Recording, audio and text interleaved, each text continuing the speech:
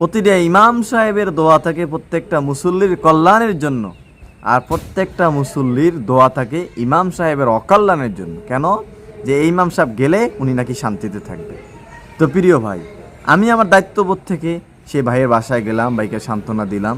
পরবর্তীতে ভাইকে পেলাম না, আশ্বাস দিয়ে আসলাম। পরে ওই ভাই ফজরের নামাজ পড়তে আসলে ফজরের নামাজ সালাম ফিরানোর সাথে সাথে দোয়া পড়িয়ে ওই ভাইয়ের কাছে গিয়ে মুসাফা করলাম। প্রিয় ভাই, আসসালামু আলাইকুম রহমতুল্লাহ। প্রিয় দর্শক, আশা করি আপনারা সবাই বরাবরের মতন আজও ভালো আছেন। দর্শক, আমিও ভালো আছি। আজকে আপনাদের সামনে অন্য একটি ঘটনা নিয়ে হাজির হয়েছি। ঘটনাটি অতটা মারাত্মক নয়, তবে এটাও একটা পেরেশানি। আমি যেখানে ইমামতি করি নারায়ণগঞ্জ জেলার রূপগঞ্জ থানার অন্তর্গত গোলাকান্দেল ইউনিয়নে। প্রিয় দর্শক, আমার একজন মুসল্লি আমাকে দাওয়াত দিবেন, অন্য বাসায় দাওয়াত খাওয়ানোর জন্য উনি ম্যানেজ করেছেন আমাকে উনি দাওয়াত খাওয়াবেন। তো উনি আমাকে সরাসরি দাওয়াত দিতে পারেন নাই, তো এলাকার একটা ছেলের মাধ্যমে উনি দাওয়াত পাঠিয়েছিলেন। উনি নয় তো ওনার স্ত্রী একটা ছেলের মাধ্যমে আমার কাছে দাওয়াত পাঠিয়েছিলেন, কিন্তু ওই ছেলে আমার কাছে দাওয়াতের সেই খবর পৌঁছায়নি। তো আমি কিন্তু জানি না যে আমাকে দাওয়াত দিয়েছেন। তো ওই দিন কাকতালীয়ভাবে আমি জোহরের নামাজ শেষ করে আমি আমার মসজিদের সভাপতি, মসজিদের ক্যাশিয়ার, আরও 2-3 জন গণ্যমান্য মুসল্লি সহ আমরা মসজিদের গেটের সামনে বারান্দায় বসে কথা বলতেছিলাম। এমন সময় অনেক সময় পার হয়ে গেছে, প্রায় দুপুরের সময় দাওয়াত দিয়েছেন উনি, কিন্তু আমি সেই দাওয়াতের খবর আমি জানি না যে ওনার বাসায় আমার দাওয়াত। তো 2টা 30 এমন সময় যার বাসায় দাওয়াত আমি জানি না, ওই ঘরের মুরব্বি উনি আসছেন আমাকে নেওয়ার জন্য। উনি আমাকে নিতে এসেছেন। তো উনি গেটের ভিতরে ঢুকেন নাই, গেটের বাইরে থেকে আমাকে ইশারা দিচ্ছেন।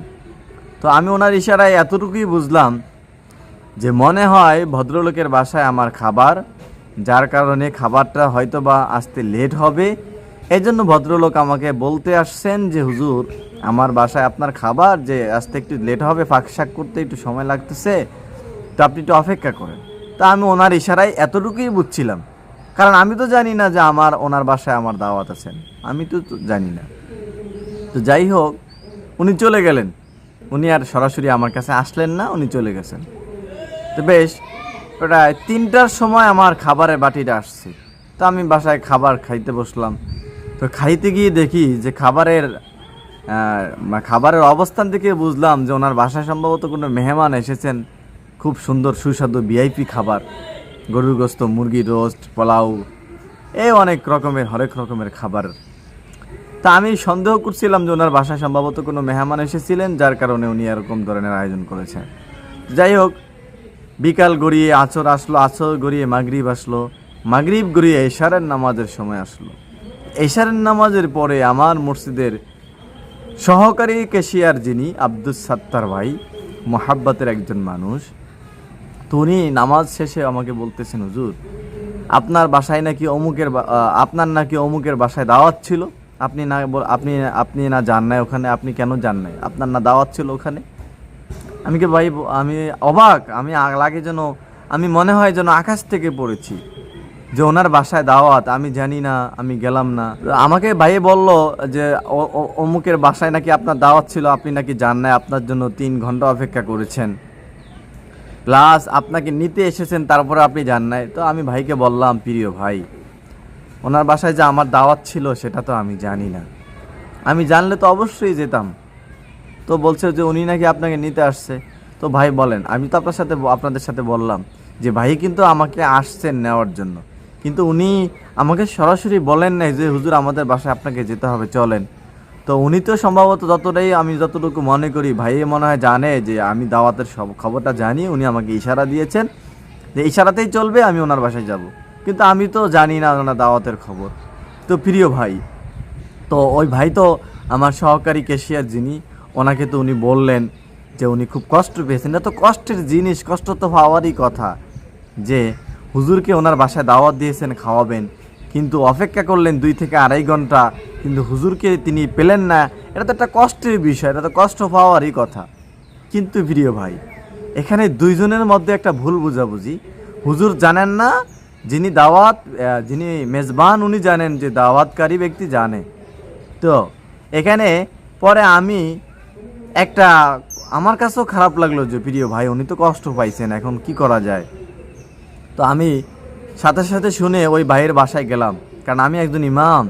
আমি চাই না যে আমার কোনো মুসল্লি যেন কোনো ভুল বুঝের কারণে যেন সে কষ্টের ভিতরে না থাকে, আমার উপরে যেন ওই ভাই খারাপ ধারণা না করে। এই দায়িত্ববোধ থেকে ওই ভাইয়ের বাসায় আমি গেলাম, সাথে একজন ছেলেকে নিয়ে গিয়ে আমি ওই বাসায় ভাইকে পেলাম না, ভাইয়ের বাসায় ভাইয়ের স্ত্রীকে পেলাম। তারপরে বললাম যে আপনাদের বাসায় তো আমার দাওয়াত ছিল, এই খবর তো হয়তো বা আপনি জানাইছেন কি না আমি কিন্তু জানি না। তো ওই ভাবি সাহেব বললেন যে পর্দার আড়াল থেকে, যে আমি তো অমুকের সেরার মাধ্যমে, অমুকের সেলের মাধ্যমে আমি আপনার কাছে খবরও পৌঁছাইছি। পরে আমি ওনাকে বললাম যে দেখেন আফা, আমি তো আপনার খবর আমার কান পর্যন্ত পৌঁছায় নাই, যদি পৌঁছাইতো তা অবশ্যই আমি কিন্তু আপনার বাসায় দাওয়াত খেতে আসতাম, কারণ আমি আপনাদেরই মসজিদের ইমাম, আপনারা আমাকে সম্মান করেন, ইজ্জত করেন, আপনাদের বাসায় দোয়া করার এটা আমার দায়িত্ব, আপনাদের অধিকার, আমি অবশ্যই আপনাদের বাসায় আসতাম। কিন্তু কাকতালীয়ভাবে সমস্যা হয়েছে যে আমি আপনার বাসায় যা আমার দাওয়াত সেই খবর কিন্তু আমি জানি নাই, বা আমার কান পর্যন্ত খবরটা পৌঁছায় নাই। পরে অনেক আফসোস করলাম আমি, দেখেন আফা সেটা ভুল হয়েছে, যাই হোক ভুল আপনার হয়তো বা ওই সেলের, বা আমি কেন শুনলাম না এটাও আমার হয়তো বা ভুল, বা আমার কমজোরি থাকতে পারে। তো আপাকে আমি বললাম যে দেখেন, যেহেতু দোয়া করতে পারি না, খাবার তো খেয়েই ফেলছি, খাবার আপনি পৌঁছে দিয়েছেন, তো এখন ভাইকে বাসায় আসলে বলবেন, যে কোনো সময় উনি আমাকে ডাকবেন, বা আগামীকাল জোহর বা যে কোনো সময় আমি আপনার বাসায় এসে দোয়া পড়াইয়া যাব। তো যাই হোক, এই যে তার কাছে আমি গেলাম, তার কষ্টটা আমি ভাগাভাগি করতে গেলাম, যে ভাই কষ্ট পাইছেন, এই কষ্টকে আমি দূরীভূত করার জন্য গেলাম। এটা আমি ইমাম খতিব, আমার দায়িত্ববোধ থেকে আমি ভাইয়ের কষ্টটাকে, তাকে কষ্ট মোচন করার জন্য, কষ্টকে দূর করার জন্য আমি তাকে সান্ত্বনা দেওয়ার জন্য গেলাম। এখন দেখেন, একজন মুসল্লি কষ্ট পেয়েছে বলে, সে ভুল বুঝার কারণে কষ্ট পেয়েছে বলে তাকে সান্ত্বনা দেওয়ার জন্য একজন ইমাম যেখানে চলে যেতে পারে, একজন খতিব যেখানে চলে যেতে পারে, তাহলে আমরা ওলামায়ে কেরাম এতটা দরদি মুসল্লিদের প্রতি, প্রতিটা ইমাম সাহেবের দোয়া থাকে প্রত্যেকটা মুসল্লির কল্যাণের জন্য, আর প্রত্যেকটা মুসল্লির দোয়া থাকে ইমাম সাহেবের অকল্যাণের জন্য। কেন? যে এই ইমাম সাহেব গেলে উনি নাকি শান্তিতে থাকবে। তো প্রিয় ভাই, আমি আমার দায়িত্ববোধ থেকে সেই ভাইয়ের বাসায় গেলাম, ভাইকে সান্ত্বনা দিলাম, পরবর্তীতে ভাইকে পেলাম না, আশ্বাস দিয়ে আসলাম।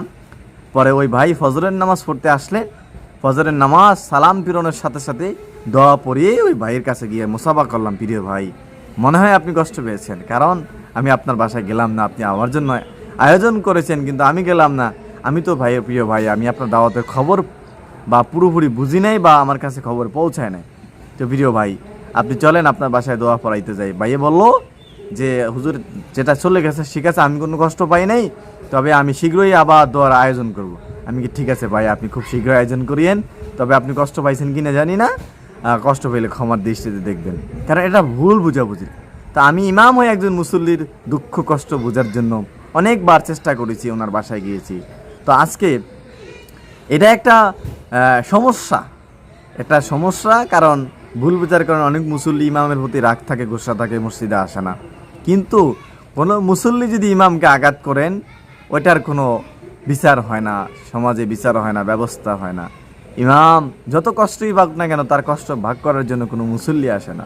তো এখানেই একটা দুঃখ, হায় রে আমাদের বুঝি কেউ নাই রে, তবে আছে আমাদের আল্লাহ রব্বুল আলামিন। তাহলে প্রিয় ভাইরা, আমি আপনাদের সাথে কেন শেয়ার করলাম, এতদিন তো শুধু মুসল্লিদের দোষ ত্রুটি আপনাদেরকে বললাম, তারা শুধু দোষ করতেছে, কিন্তু ঘটনা ঘটিয়েছে, কিন্তু এখন বাহ্যিক দৃষ্টিতে দোষটা আমার ছিল, যে আমি কেন তার বাসায় গেলাম না। তো এই আমার দোষটাকে কিভাবে সমাধান করা যায়, এই চিন্তা ফিকির থেকেই কিন্তু ভাইয়ের বাসায় আমি গিয়েছিলাম ভাইকে সান্ত্বনা দেওয়ার জন্য। কিন্তু মুসল্লিরা যে আমাদের সাথে অনেক ধরনের ঘটনা ঘটান, এই ধরনের বিচার সালিশ তো হয় না। এই হুজুর ওলামায়ে কেরামরা, খতিব সাহেবরা, ইমাম সাহেবরা এই ব্যথা নিয়েই তারা রাত্রি যাপন করেন, ব্যথাকে পুঁজি করেই তারা ইমামতি করতেছেন। তাহলে প্রিয় ভাইয়েরা, যারা ভিডিওটি দেখেছেন আপনাদের সকলকে অসংখ্য ধন্যবাদ। আপনি হয়তো বা কোনো মসজিদের ইমাম খতিব অথবা কোনো মসজিদের সভাপতি সেক্রেটারি অথবা কোনো মসজিদের মুসল্লি হতে পারেন। তাহলে ভাই আমরা এই বিষয়গুলো খেয়াল করব। আমার আজকের এই বক্তব্য থেকে, আমার এই ভিডিও থেকে আপনিও কিছু শিক্ষা গ্রহণ করে আপনি এই আমলটা করতে পারেন।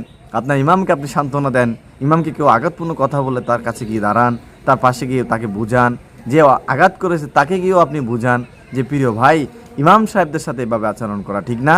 আর আপনি যদি দাওয়াত দিতেই চান তাহলে সরাসরি ইমাম সাহেবকে গিয়ে দাওয়াত দিবেন, নামাজ পড়তে গিয়ে দাওয়াত দিয়ে আসবেন, কারো মাধ্যমে দাওয়াত দিবেন না, সরাসরি আপনিও গিয়ে দাওয়াত দিতে পারেন।